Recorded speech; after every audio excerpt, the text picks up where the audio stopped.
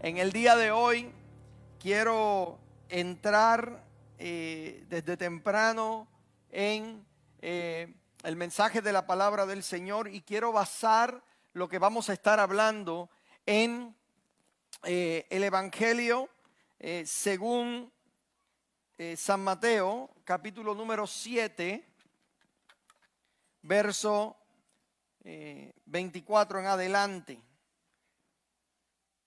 Le comentaba a unos hermanos en esta mañana, antes del comienzo del servicio, que mientras estructurábamos este mensaje, me di cuenta que nunca en toda mi vida he predicado acerca de este relato particular. Así que una gran bendición y un privilegio para mí personalmente poder hablar acerca de esta historia.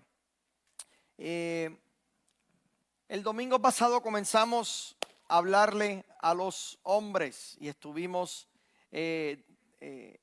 exponiendo un par de puntos que creo que son muy importantes para lo próximo que vamos a seguir trayendo. En el día de hoy siguen los coscorrones. Sigue diga conmigo alineamiento. El alineamiento del Señor para con nuestras vidas. Amén. Y en el día de hoy quiero utilizar el tema, el fundamento de un hombre. Lo que es el fundamento de un hombre. Y Mateo 7, verso 24 lee de la siguiente forma: cualquiera, pues, que me oye estas palabras y las hace, le compararé a un hombre prudente que edificó su casa sobre la roca. Descendió lluvia y vinieron ríos y soplaron vientos y golpearon contra aquella casa y no cayó, porque estaba fundada sobre la roca. Pero cualquiera que me oye estas palabras y no las hace, le compararé a un hombre insensato que edificó su casa sobre la arena. Y descendió lluvia, y vinieron ríos, y soplaron vientos, y dieron con ímpetu contra aquella casa, y cayó, y fue grande su ruina. Y cuando terminó Jesús estas palabras, la gente se admiraba de su doctrina, porque les enseñaba como quien tiene autoridad, y no como los escribas. Padre, te doy gloria y te doy gracias por tu palabra, Señor. Y te pido, como de costumbre, Señor, que nos hables a nosotros, tu iglesia, como solo tú sabes hacerlo. En el nombre de Cristo Jesús. Amén. Y aquella casa no cayó porque estaba fundada sobre la roca. Yo edifiqué una casa, sobre la roca la edifiqué, y era Cristo la base, el fundamento de nuestra fe. Y esa casa no se cae, porque está sobre la roca que no se cae. Está bien eso. Hace un tiempo le hablamos a las parejas de esta casa, y recuerdo que en esa introducción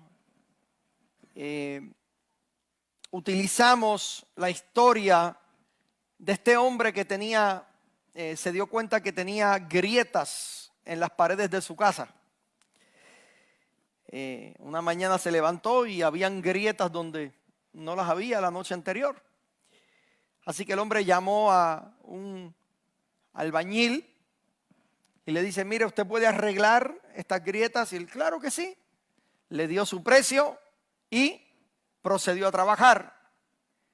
Terminó en 2 días el trabajo y 2 semanas después el hombre de la casa, el dueño de la casa, notó que habían otras grietas, habían las mismas grietas, y no solamente eso, ahora había una congregación de grietas. Se le habían añadido a las grietas otras adicionales. Así que el hombre llamó al albañil y le dice, ¿puedes arreglarme estas grietas? Bien, te pagué para que me arreglaras. ¿Cómo se siente usted cuando alguien le hace un trabajo? Y entonces el albañil observa bien, porque el albañil sabía que él había trabajado, había hecho su trabajo de cubrir estas grietas de la manera correcta. Y el albañil se quedó mirando la construcción, miró donde empalmaban y donde se unían las paredes de la casa, examinó el piso de la casa y le dice, yo no creo que yo pueda ayudarle. Y esto se debe a que tu problema no son las grietas, tu problema es que el fundamento de esta casa, la fundación de esta casa está mala. Tienes un fundamento que se está moviendo y por ende aparecen grietas. Yo creo que en aquel momento cuando le hablé a las parejas, hoy creo que aplica de manera muy acertada para nosotros muchos hombres, que a veces nos hallamos tratando de arreglar grietas cuando el problema está en el fundamento. Esto hace que invirtamos en una cantidad de tiempo, quizás arreglando grietas. Por un tiempo quizás las cosas se ven mejor en la casa, pero al pasar del tiempo nos damos cuenta que los problemas que pensábamos que habíamos resuelto vuelven a hacer entrada en nuestro matrimonio, en nuestras finanzas, en nuestra vida. El problema, para que pueda ser solucionado, no es acentuar que tenemos grietas, sino arreglar el fundamento. El domingo pasado hablamos sobre cómo fue que Dios creó primero a Adán y cómo fue que Adán fue establecido como el fundamento para la familia y que a su vez ese sería el fundamento para la cultura. Dijimos también que cuando hablamos sobre Adán y Eva, está claro en que Dios hizo al hombre responsable. Eso se debe a que Eva fue la primera que falló, comió del fruto, luego lo llevó a Adán, y siendo Eva la primera que pecó, cuando Dios viene a arreglar cuentas con el hombre, no vino donde Eva, vino donde Adán. Así que hoy queremos hablar sobre el concepto de lo que es el fundamento y quiero que nuestro enfoque sea en el hombre. Al final de este mensaje les voy a hacer una pregunta a los hombres de esta casa. Hombres de la casa, digan ¡Hu! Ok, vamos a ver si al final van a decir lo mismo. Al final de este mensaje, la pregunta que les voy a hacer es, ¿cuál de estos dos hombres en esta historia eres tú? Primero que nada, quiero establecer que estos dos hombres tenían cosas en común y cosas en contraste. La Biblia habla de que habían dos hombres. Ambos edificaron casa. Ambos pasaron por la experiencia de que llegaron lluvias, llegaron ríos, soplaron vientos. Pero la diferencia entre ambos es que una casa pudo prevalecer y la otra fue destruida. Así que primero quiero hablar de las cosas que ellos tenían en común. Número uno, ambos tenían un sueño, una visión. La Biblia dice, quisieron construir una casa. Todo matrimonio sabe, si usted tiene sus prioridades claras, una de las primeras cosas que un hombre desea y anhela poder proveer a su esposa y a su familia es una casa, es un lugar. La Biblia habla sobre cómo es que Dios espera que el hombre tenga una visión. Lo peor que le puede pasar a cualquier familia es tener en ella a un hombre que no tenga visión y que solo piense en sí mismo. Y lamentablemente hoy en día tenemos muchas familias donde el egoísmo está, mi hermano, a la orden del día. Cada cual piensa en sí y en lo que mejor le parece hacer. Ahora, cuando hablamos de este punto, que ambos tenían un sueño, era el de construir una casa. La Biblia dice que construyeron una casa. En la Biblia usted va a ver cómo es que la palabra casa se puede referir a una de 4 cosas diferentes. Número 1, cuando se habla de casa se puede estar hablando de tu vida. Tu casa puede estar hablando de tu vida, o sea, construir una vida que tenga sustancia, que tenga significado y que tenga valor. Todo hombre debería desear que su vida tenga valor y que su vida logre algo. Esto habla de construir una vida que se convierte en una casa con un valor increíble. Número 2, puede estar hablando también, cuando habla de construir una casa, acerca de una familia. En la Biblia usted va a ver cómo la Biblia habla acerca de la casa de David. La casa de David era ¿quién? Su familia. Estos 2 hombres construyeron, podemos decir entonces, una familia quizás. Y yo estoy seguro y estoy claro que a la hora de un hombre decidir construir una familia, ningún hombre va a casarse con un divorcio en mente. Ningún hombre decide tener hijos pensando, voy a tener hijos para que los hijos me traicionen, me abandonen y estén viviendo en una constante guerra conmigo. Ningún hombre. Un hombre quiere construir una familia sólida en donde sus integrantes sean gente de bien.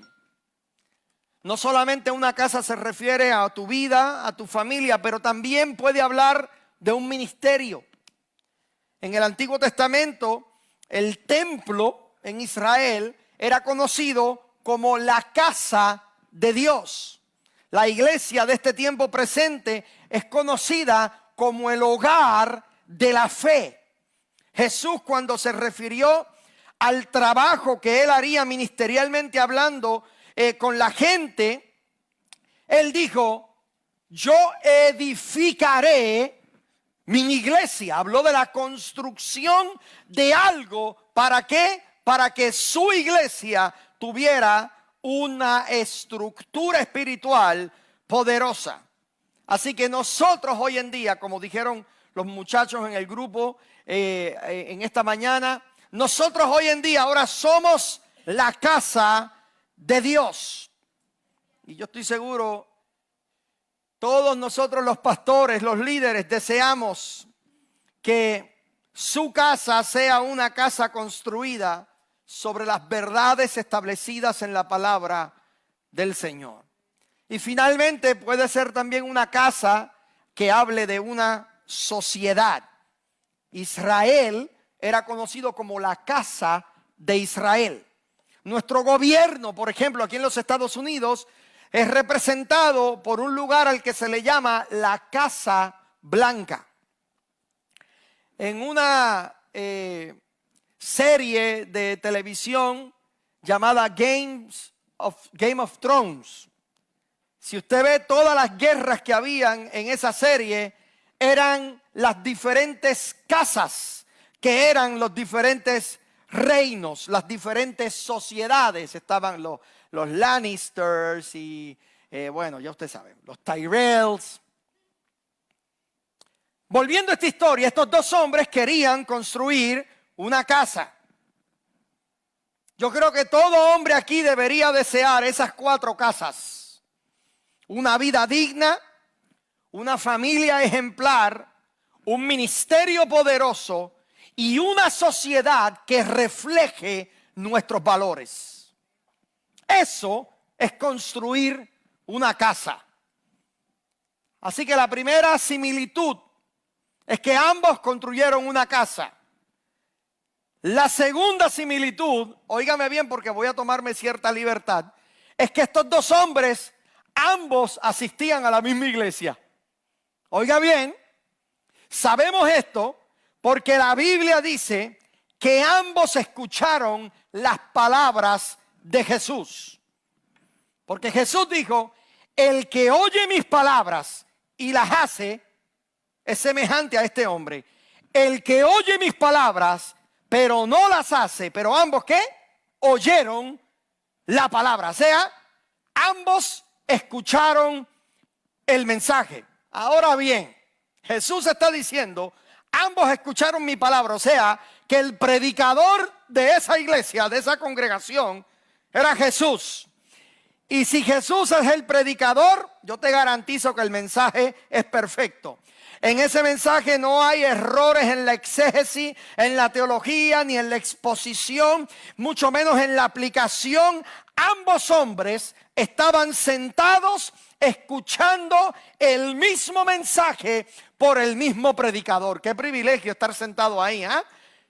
Escuchar a la palabra viva hablando palabra viva. No solamente iban a la misma iglesia estos dos hombres, sino que vivían en la misma comunidad. ¿Cómo yo sé que vivían en la misma comunidad? Porque ambos estuvieron presentes en la misma tormenta. A ambas casas les pasó que llegaron lluvias, llegaron ríos y soplaron vientos. Las tormentas en la Biblia representan una serie de circunstancias adversas. Cuando la Biblia habla de tormentas, está hablando de cosas negativas que llegan a tu vida. Así que estos son nuestros dos hombres en esta mañana. Ambos tienen un sueño o una visión, construir una casa. Ambos escucharon la palabra del Señor Jesús y ambos pasan por una tormenta, pero hasta ahí llegan las similitudes. Vamos a hablar un poco ahora acerca de las diferencias. ¿Por qué? Porque lo primero que la Biblia identifica en estos hombres es que uno de ellos era prudente y el otro era insensato. Insensato es una palabra como que bien de domingo, ¿verdad? Y se oye como que pesada. Imagínate tú hablándole a alguien y dices, eres un insensato. Se oye como que pesado, ¿verdad? Entonces, quiero decirte que fui al diccionario a buscar qué significa un hombre prudente o la palabra prudente y qué significa la palabra insensato.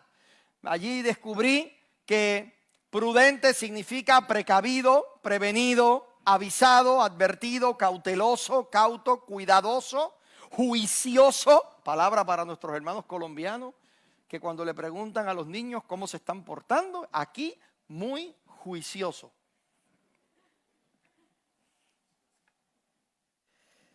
Razonable, equilibrado, ponderado, comedido, moderado, mesurado, sagaz, astuto, sabio, discreto. Son algunas de las palabras que describen a un hombre prudente. Un hombre insensato, si buscamos el significado, es un hombre irreflexivo, imprudente, irresponsable, inconsciente, disparatado, descabellado, absurdo, sin sentido, necio, alocado, imprudente, ligero, tonto. Y mi favorita, que la aprendí, todavía no sé qué significa, pero me encanta cómo suena, tarambana. Sí, si tú lo buscas, dice que una de las definiciones de un hombre necio, oye, mujer, cuando te haga, eres un tarambana. Es como si, oye. Esto me dice que tanto un hombre prudente como un hombre insensato pueden tener un sueño o una visión, ambos. Ambos pueden estar en la misma congregación escuchando a Jesucristo predicar y ambos pueden pasar por la misma tormenta. ¿Cuál es la diferencia básica entre ellos entonces? De acuerdo a la palabra que trae Jesús, su fundamento. El prudente, dice la palabra, que construyó su casa sobre la roca. El tarambana,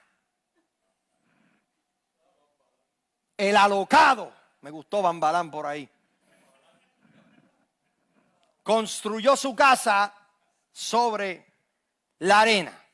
Primero que nada, construir sobre roca requiere de mucho más tiempo que construir sobre arena. Requiere de invertir mucho más dinero. ¿Quién le dijo a usted que construir una familia es algo fácil? ¿Quién le dijo a usted que construir un buen matrimonio es algo fácil? Es una experiencia que dura para toda la vida. Usted le pregunta a cualquier matrimonio de 30 años de casado si ya la tienen hecha y todavía están aprendiendo el uno del otro.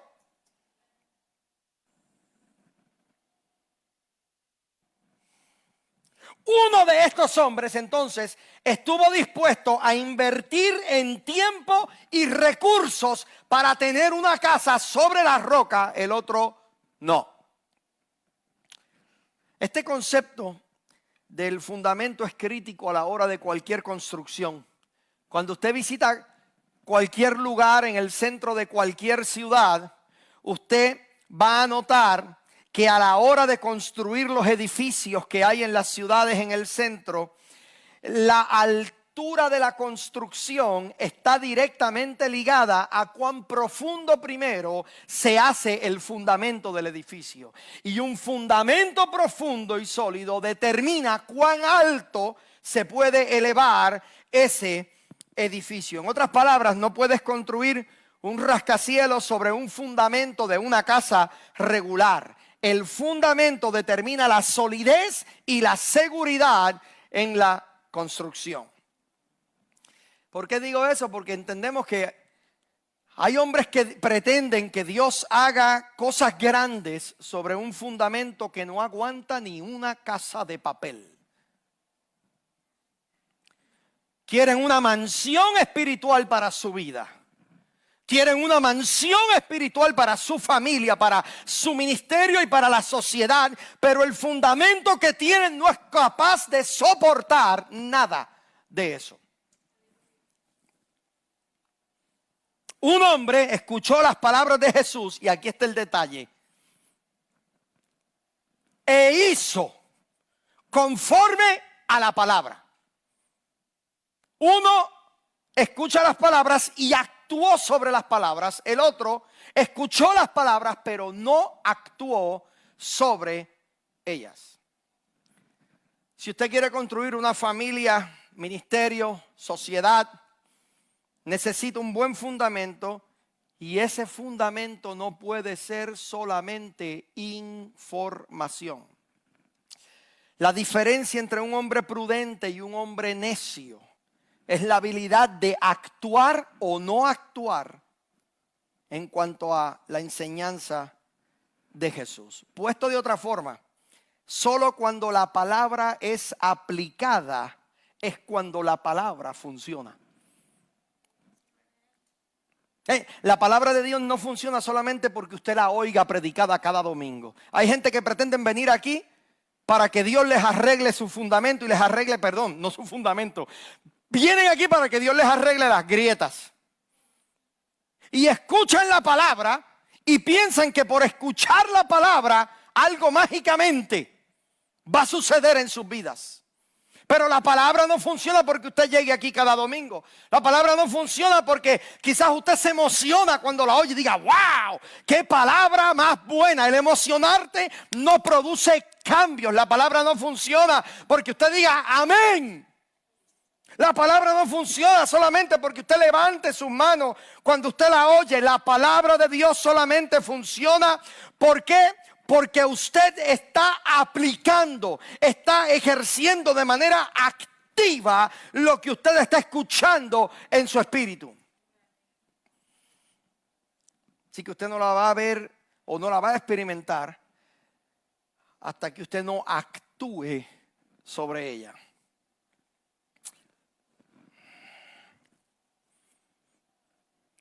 En la Biblia, lo que identifica a un hombre necio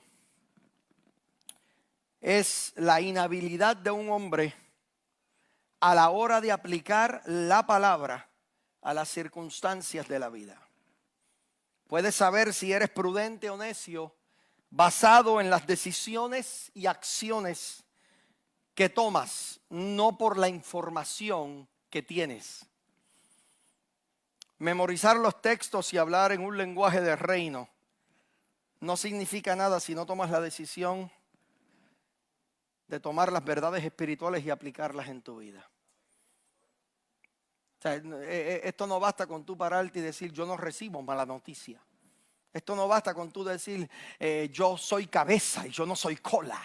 Dios me hizo más que vencedor. Todo eso se oye bonito. Eso es un idioma de cristianitis aguda, terrible, en donde solamente te conocen los dichos que se oyen bonitos, pero si no los aplicas, ¿cómo tú puedes decir que Dios, que Jesucristo es el Señor de tu vida, pero no te quieres humillar al señorío que implica el vivir bajo Él?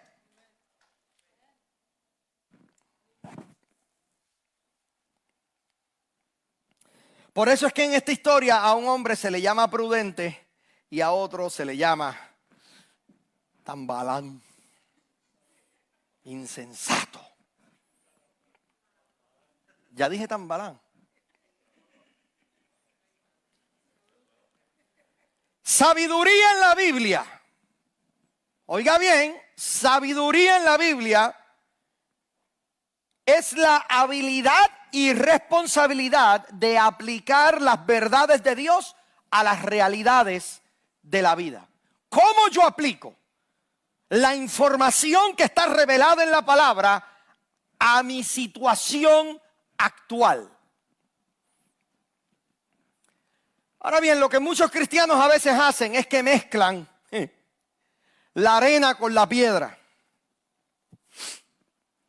Saben que necesitan a Dios, es la roca, pero quieren hacer las cosas a su manera, esa es la arena. Eso es lo que la Biblia identifica como ser una persona, oiga bien, de doble pensamiento. Santiago capítulo número 1, versos del 5 al 7. Me encanta esto porque encierra una verdad maravillosa. Dice allí, y si alguno de vosotros tiene falta de ¿qué? Sabiduría, pídala a Dios, el cual da a todos abundantemente y sin reproche. ¿Y qué? Le será dada.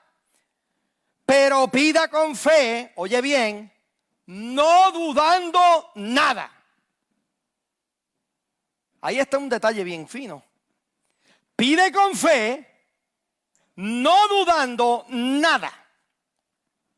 Porque el que dude es semejante a la onda del mar, que es arrastrada por el viento y echada de una parte a otra. No piense pues quien tal haga que recibirá cosa alguna del Señor. ¿Tú escuchaste eso? En otras palabras y en buen castellano, no te vistas que no vas. No ticket, no laundry. Es un peligro tomar la sabiduría del Señor y aplicarla a nuestra vida con nuestra propia opinión, a nuestra propia manera. Creo que un detalle excelente en esta historia es que no hubo diferencia entre el hombre prudente y el hombre necio hasta que no llegó la tormenta. Porque alabar a Dios cuando en la vida todo va bien, qué bueno es. Alabar a Dios cuando en la vida no hay problemas, qué cosa buena. Pero cuando la situación aprieta, pero cuando llega la tormenta, se separan los prudentes de los necios. Por fuera, ambas personas se veían muy bien. Ambas familias aparentemente estaban intactas. Ambos ministerios aparentemente estaban sólidos. Ambas sociedades aparentemente les iba bien hasta que llegó la tormenta. Fue la tormenta la que reveló la identidad de aquellos dos hombres. Ahora yo pregunto, ¿qué clase de tormenta fue esta? Dice la Biblia, descendió lluvia, vinieron vientos y soplaron ríos. Usted me disculpa, pero yo te puedo hablar de ese tipo de tormenta. Eso es un huracán. Vinieron lluvias, vinieron ríos, porque por las fuertes lluvias se desbordan los ríos, comienzan a haber inundaciones y a todo eso añádale, soplaron vientos. Un huracán tiene unas particularidades terribles. Recuerde que está hablando de la diferencia entre un necio y un prudente. Un huracán no es como un tornado. Un tornado, ¿qué tienes? 30 segundos para correr. Lo más que te pueden decir es, mira, hay un tornado warning. Hay un aviso de tornado.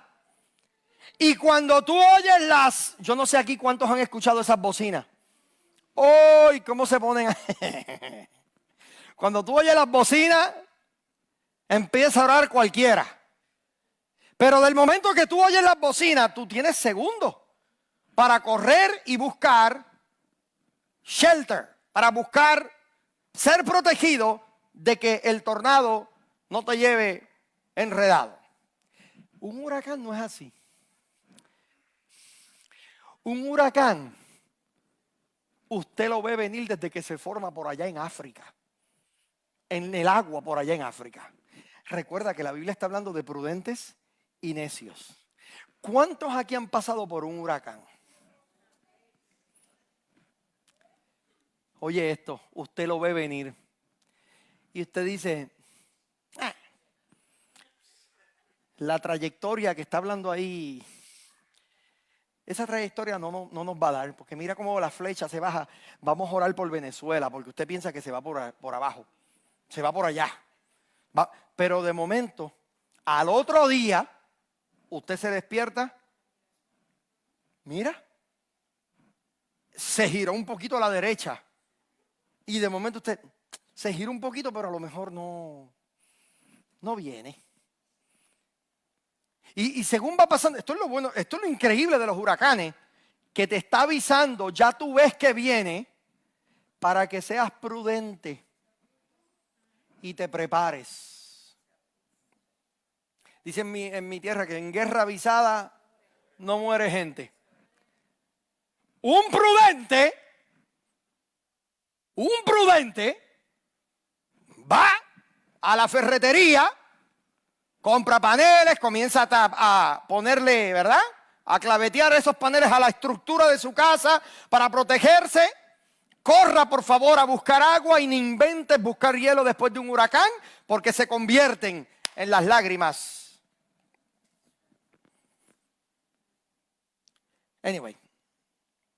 Pero durante todo este proceso tú vas a ver que a última hora, cuando ya tienen los vientos huracanados en las orillas de la playa, están muchos, no voy a decir, sí, es la palabra la que lo dice, muchos necios, ¿verdad? Buscando entonces refugio, que los reciban en una casa de un familiar que tiene mejor seguridad, o que los reciban en la casa de algún amigo que bien se preparó. Sonríase que el Señor le ama. Aquí estamos hablando de hombres prudentes y hombres necios. El huracán se desarrolla y viene de manera lenta y va cobrando fuerzas. A mí me causa, he tenido la oportunidad de hablar con personas y les digo, porque están en medio de un problema y les pregunto, oye, este problema no vino de la noche a la mañana. ¿Será posible identificar el comienzo del huracán y dibujar su trayectoria?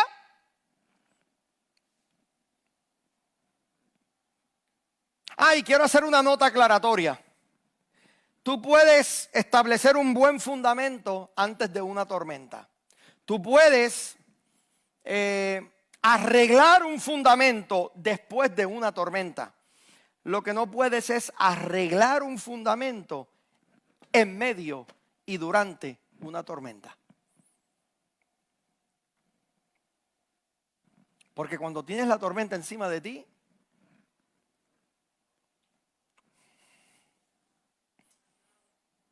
Y yo entiendo, ¿verdad? Muchas personas quieren ver la victoria de Dios en medio de la tormenta. No pusieron fundamento antes de dicha tormenta y hoy se ven fracasados.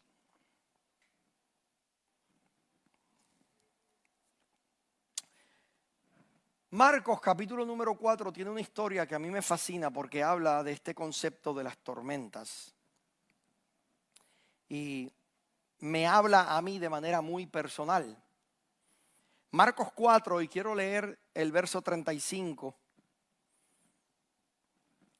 Jesús dijo, aquel día, cuando llegó la noche, les dijo, pasemos al otro lado. ¿Cuántos han escuchado esa historia? Pasemos al otro lado. Y despidiendo la multitud, le tomaron como estaba en la barca y había también con él otras barcas. Pero se levantó una gran tempestad de viento y echaba las olas en la barca de tal manera que ya se anegaba. ¿Tú escuchaste eso? Ahí no había ni lluvia ni río, ahí solamente había viento.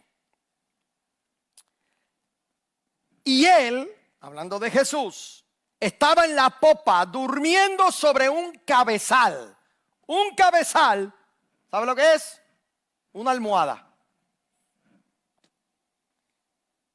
Y le despertaron y dijeron, maestro, a ti no te importa, ¿no tienes cuidado que perecemos? Y levantándose reprendió al viento, dijo al mar, calla, enmudece, y cesó el viento y se hizo grande bonanza. Y les dijo, ¿por qué estáis así amedrentados? ¿Cómo no tenéis fe? ¿Ve? Jesús está enseñando a la orilla del mar y en un momento le dice a sus discípulos, vamos al otro lado de este mar. Vamos a pasar al otro lado. ¿Quién está diciendo vamos a pasar? Jesús, el verbo encarnado de Dios, quienes ellos ya entendían que era el Hijo de Dios, quienes ellos habían visto hacer muchísimos milagros. Esa persona ahora les dice, vamos a pasar al otro lado. El mar de Galilea tiene aproximadamente 8 millas de diámetro. Eso no se ve como un mar tan grande, pero 8 millas, usted en el medio de ese mar, es un problema. Algo interesante del mar de Galilea, oiga bien, es que está rodeado de montañas. Y muchas veces el viento que da contra las montañas entra como en una especie de embudo y baja al mar convertido en una tempestad. Esto yo lo aprendí con una experiencia horrible que tuve en Chile, en una ciudad que se llama Licanray. Tengo unas amistades que tienen una casa en el lago de Licanray y habíamos estado durante el día compartiendo con ellos, disfrutando de la naturaleza. Chile, especialmente ese lugar al sur, es precioso. Y recuerdo que mi amigo Francisco hace el comentario, mirando su teléfono, dijo, parece que viene Puelche. Y yo, no entendiendo la palabra, pensé que a lo mejor era un tío lejano. Y ellos me dicen, no, el Puelche es porque este lago, si tú lo miras, está rodeado de montañas, la misma circunstancia. Y el viento que viene del Pacífico, cuando da contra esas montañas, es como si sube, pero cuando baja, baja con una fuerza terrible. Y produce que dentro de este lago hayan olas. Y según él me está explicando, comienza a sentirse los vientos. Vientos pero terribles. Una particularidad que a mí me pasó, y de hecho, en medio del Puelche, yo llamé a Ibelis, mi esposa, y empecé a describirle lo que yo estaba viendo porque para mí no era lógico. Yo llegué caminando hasta la orilla del lago. Y lo más grande es ver un lago con olas azotando la orilla, pero una cosa terrible. Un viento que llegó a 60, 65 millas por hora, mi hermano. Pero aquí está el detalle. El cielo totalmente despejado, no había ni una sola nube. A mí aquello, como decimos en mi tierra, me voló la cabeza. Porque yo siempre asocio ese tipo de viento, de tormenta, ¿con qué? Nubes, el cielo no sé. No, el cielo estaba totalmente estrellado. Era ya muy de noche. Totalmente estrellado, pero unos vientos que asustaban. Fue en medio de esta travesía donde los discípulos se encuentran con esta misma situación. Jesús les dice, pasemos al otro lado, y en el medio se topan con esta gran tempestad. Estaban con gran miedo. Aquí está el detalle, notan que Jesús estaba durmiendo sobre una almohada.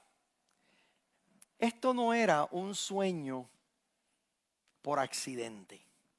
¿Alguien aquí se ha dormido por accidente? Estás viendo televisión y de momento... Y donde caigas, ahí te quedaste. ¿Verdad? Eso es que te dormiste. No es lo mismo que te duermas que te vayas a dormir. Jesús no se durmió. Porque si llegó con la almohada y puso su cabeza sobre la almohada, eso me dice que eso era un sueño intencionado. Tú sabes, porque Jesús nunca hacía nada al garete, ni nada era casualidad, ni nada. Todo venía con un propósito. Y ahí estaba Jesús acostado sobre su almohada, durmiendo. Ellos en una tormenta y Jesús durmiendo. Sea honesto conmigo, Casa de Gracia. ¿Alguna vez se han sentido en medio de una prueba en su vida y piensan que Jesús está dormido? Señor, yo te estoy pidiendo. ¿Me escuchas? Hello. No hay nadie en casa.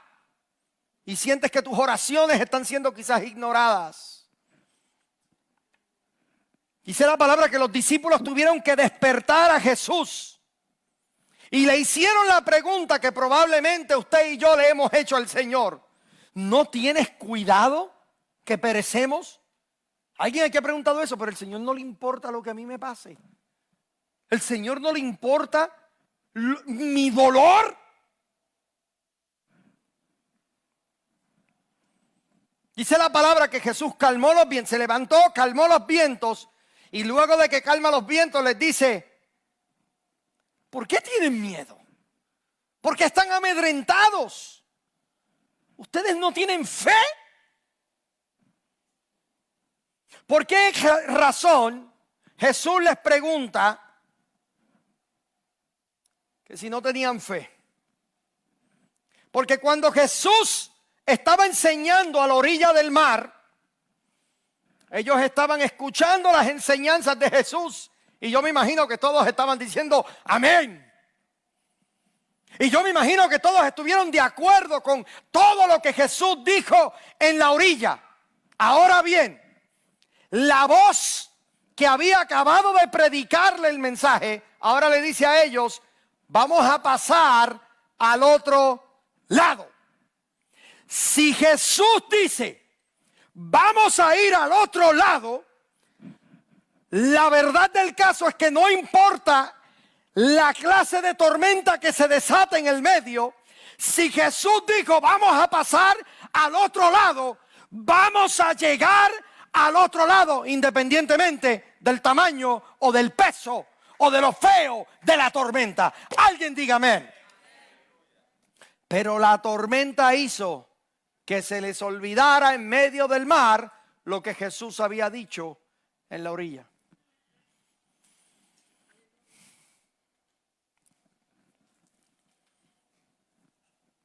Hombres, iglesia, cuando no tienes un buen fundamento, la tormenta va a tener la habilidad de hacerte olvidar quién es Dios y lo que Dios ha dicho. Un buen fundamento es suficiente para soportar los golpes de la vida. Así que termino preguntándote, hombre, ¿cuál de estos dos hombres eres tú? ¿Serás la persona que sigue escuchando los mensajes cada domingo y ves que no sucede nada en tu vida? ¿O serás la persona que escuchando la palabra del Señor la pone en práctica? ¿Cuál de estos dos hombres eres tú? Y es posible que aquí me esté escuchando alguien que diga, wow, yo hubiera querido escuchar este mensaje hace 20 años, pero he perdido mucho en mi vida. He sacrificado muchas cosas en mi vida. Yo no sé tú, pero yo le sirvo al Dios que hace las cosas nuevas. Todo esto que te he dicho es para que tengas un buen fundamento. Un buen fundamento te va a ayudar a enfrentar los problemas de la vida. ¿Te lo puedo ilustrar? ¿Me lo permite un momentito? Gracias por decir amén, Yadira.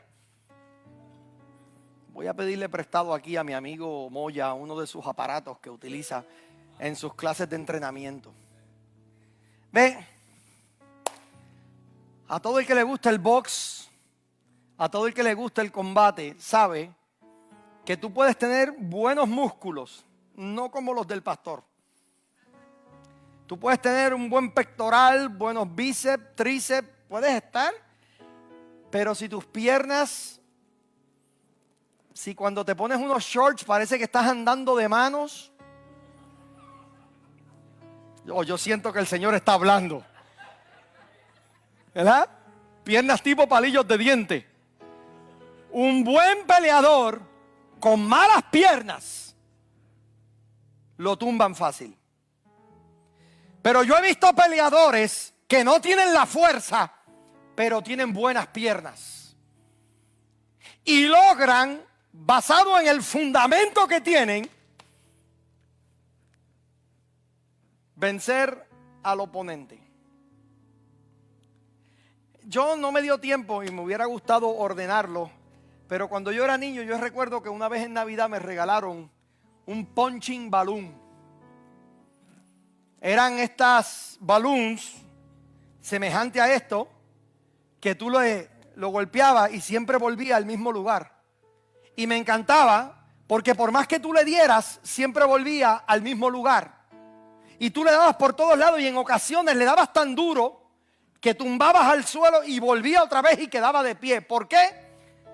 Porque el fundamento que tiene es sólido, capaz de aguantar los embates de la vida. Dime, ¿qué te ha hecho el enemigo? Dime, ¿qué te ha hecho la vida? ¿Qué te ha hecho la circunstancia? Con un buen fundamento no existe problema que te pueda destruir. Hombres, fundamento. ¿De qué realmente estás hecho?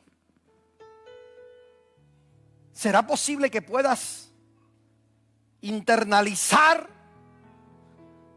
lo que tanto hemos estado construyendo en esta casa? Mi hermano, 11 años predicando un fundamento. 11 años en Casa de Gracia sin negociar este fundamento. ¿Para qué? Para que sepas que no existe nada que te pueda destruir, que no existe nada que te pueda detener en tu andar, pero no solamente para que digas amén ahora, sino para que vivas en esta verdad, para que actúes y te muevas entendiendo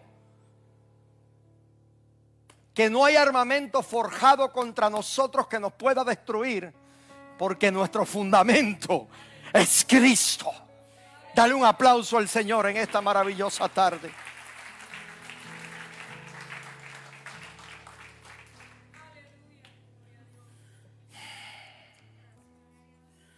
¿Cuál de estos dos hombres eres?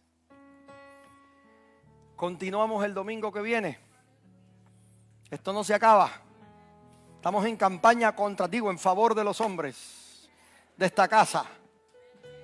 Y seguimos edificando de acuerdo al diseño que Él estableció en su palabra. Padre, te doy gloria y te doy gracias, Señor, por tu palabra maravillosa. Gracias por establecernos cada día en ella. Ayúdanos, Señor, a no ser como el hombre necio. Ayúdanos a ser prudentes, poniendo en acción lo que escuchamos y lo que aprendemos de tu palabra. En el nombre de Cristo Jesús, te doy gracias, mi Dios. Amén, Señor. Amén. Dale un aplauso al Señor en esta tarde maravillosa.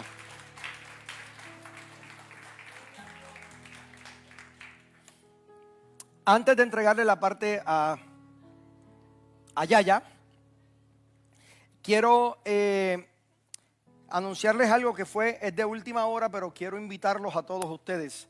El sábado 5 de junio, me llamó un amigo cantante que tenía o tiene un evento para esa fecha, y donde lo tenía era en la ciudad de Austin, Texas. Pero por diferentes razones, a última hora le cancelaron el concierto. O sea, le cancelaron el venue, el lugar, ¿no? Entonces, me llamó en esta semana, me habló y me pidió si podíamos ceder el edificio para él tener su actividad. Es una persona que yo conozco hace varios años, su nombre es Israel Duarte. Y él me decía, ven, ya tengo la banda en vivo confirmada. Y me decía, oye, y tengo ya confirmado a Chris Rocha, va a tocar conmigo ese día, me decía. Y pues verificamos acá la fecha y vamos a estar teniendo ese concierto aquí. Él ya me comprometió a sacarme del retiro.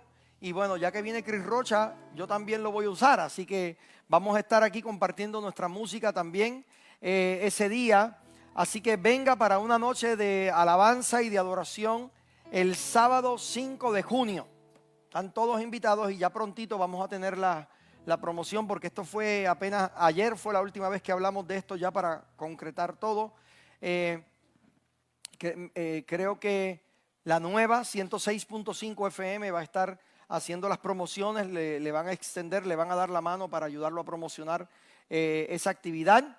Se unió también un pastor amigo de aquí del área de Fort Worth, y creo que es una bendición maravillosa, porque también es un pastor que Dios lo ha bendecido mucho en el área de la música.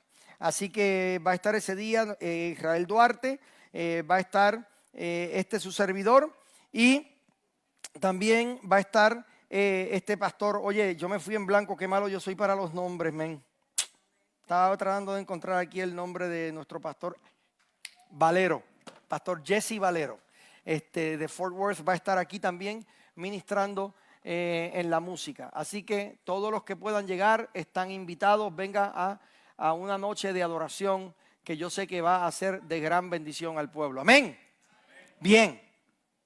Seguimos informando aquí con nuestra amada hermana